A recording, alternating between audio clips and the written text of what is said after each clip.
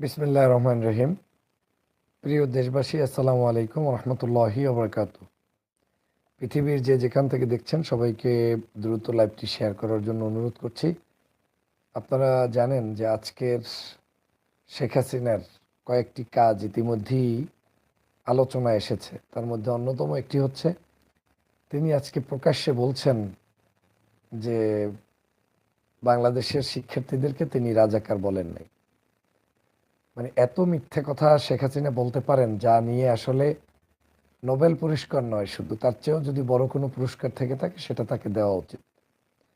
তিনি আজকেও বলেন মানুষের সামনে এসে যে আমি তোমাদেরকে রাজাকার বলিনি, রাজাকার তোমরা তোমাদেরকে বলেছো। এবং মিছিলটাও তিনি ঘুরিয়ে যখন দেখছেন যে তিনি নিজে বলছেন যে তোমরা ছাত্ররা এই বলে মিছিল দিয়েছো যে আমি কে তুমি কে। আসসালামু আলাইকুম প্রিয় দর্শক, প্রধানমন্ত্রীর বক্তব্য কিন্তু ভাইরাল হয়েছে। প্রধানমন্ত্রী বলেছে যে আমি শিক্ষার্থীদের রাজাকার বলিনি, যদিও এই কথাটি বলার কারণেই কিন্তু শিক্ষার্থীরা ক্ষেপে উঠেছিল এবং আন্দোলন তীব্র হয়েছিল। প্রিয় দর্শক, এই বিষয়ের উপরে আরও বিস্তারিত জানতে চলুন আমরা সরাসরি ভিডিও স্ক্রিনে চলে যাই, সেখানে বিস্তারিত দেখে আসি। ভিডিওটি গুরুত্বপূর্ণ হবে, অবশ্যই ধৈর্য সহকারে পুরো ভিডিওটি দেখবেন, তাহলে বিস্তারিত বুঝতে পারবেন। ভিডিওর শেষে গুরুত্বপূর্ণ আলোচনা করব। বিসমিল্লাহির রহমানির রহিম। প্রিয় দেশবাসী, আসসালামু আলাইকুম রহমতুল্লাহি ওবরাকাতু। পৃথিবীর যে যেখান থেকে দেখছেন সবাইকে দ্রুত লাইভটি শেয়ার করার জন্য অনুরোধ করছি। আপনারা জানেন যে আজকের শেখ হাসিনার কয়েকটি কাজ ইতিমধ্যেই আলোচনায় এসেছে। তার মধ্যে অন্যতম একটি হচ্ছে তিনি আজকে প্রকাশ্যে বলছেন যে বাংলাদেশের শিক্ষার্থীদেরকে তিনি রাজাকার বলেন নাই। মানে এত মিথ্যে কথা শেখ হাসিনা বলতে পারেন, যা নিয়ে আসলে নোবেল পুরস্কার নয়, শুধু তার চেয়েও যদি বড় কোনো পুরস্কার থেকে থাকে সেটা তাকে দেওয়া উচিত। তিনি আজকেও বলেন মানুষের সামনে এসে যে আমি তোমাদেরকে রাজাকার বলিনি, রাজাকার তোমরা তোমাদেরকে বলেছো। এবং মিছিলটাও তিনি ঘুরিয়ে যখন দেখছেন যে তিনি নিজে বলছেন যে তোমরা ছাত্ররা এই বলে মিছিল দিয়েছো যে আমি কে তুমি কে, রাজাকার রাজাকার। সেখানে কে বলেছে স্বৈরাচার স্বৈরাচার এই শব্দটা বলছে না। আমার বাবাকে তোমার বাবাকে রাজাকার রাজাকার, এই লাইনটা তিনি সংযোজন করে আজকে একটা বক্তব্য দিলেন। মানে স্বৈরাচার স্বৈরাচার এই শব্দটা আনে না এই জন্য যে তাহলে তার নাম তো স্বৈরাচার হয়ে যায়। এই শেখ হাসিনা যে সকাল সন্ধ্যা কি পরিমাণ মিথ্যা কথা বলতে পারে, কি পরিমাণ ভয়ানক মিথ্যা কথা বলতে পারে, আল্লাহ ছাড়া কেউ জানে না।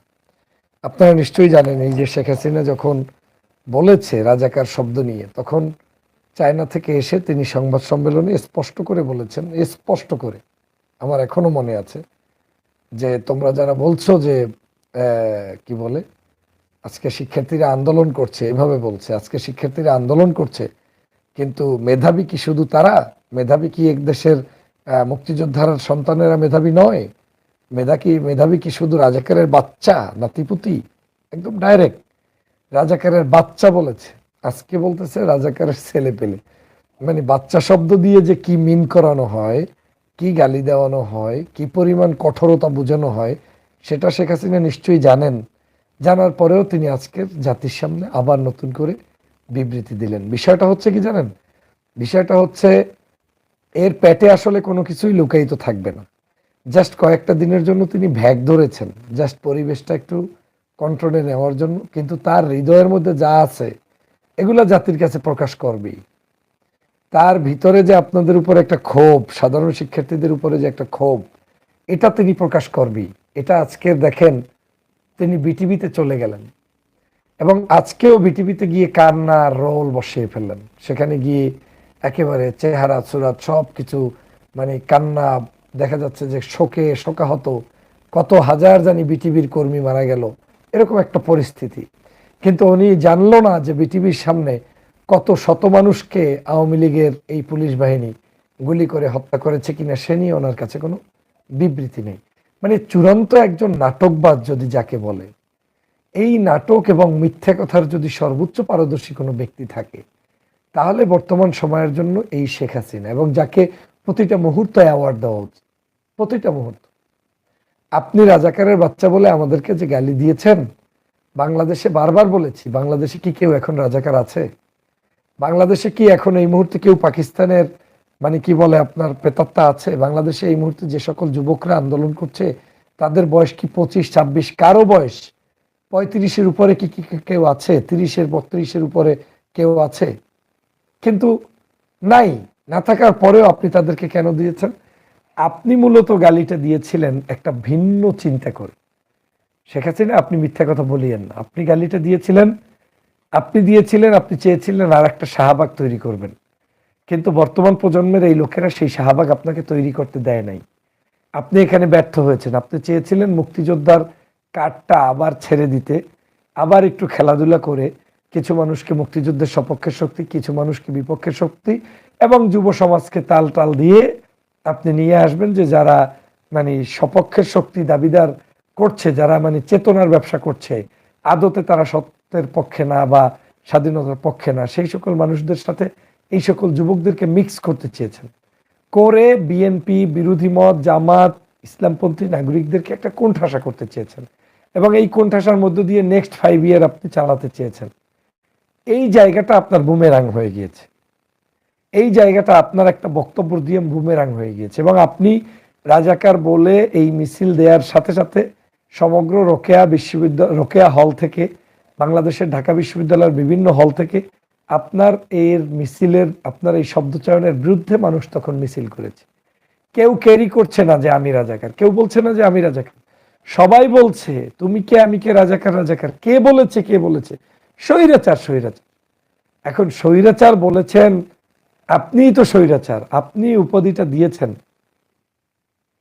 এখন উপাধি দেওয়ার পরে আপনি আবার এসে এখানে নতুন করে সংযোজন করলেন এবং আজকের আবার আপনি এটাকে অস্বীকার করলেন। এই অস্বীকারের রাজনীতি আপনি কতদিন পর্যন্ত করবেন? জনগণকে কতদিন পর্যন্ত বোকা বানাবেন?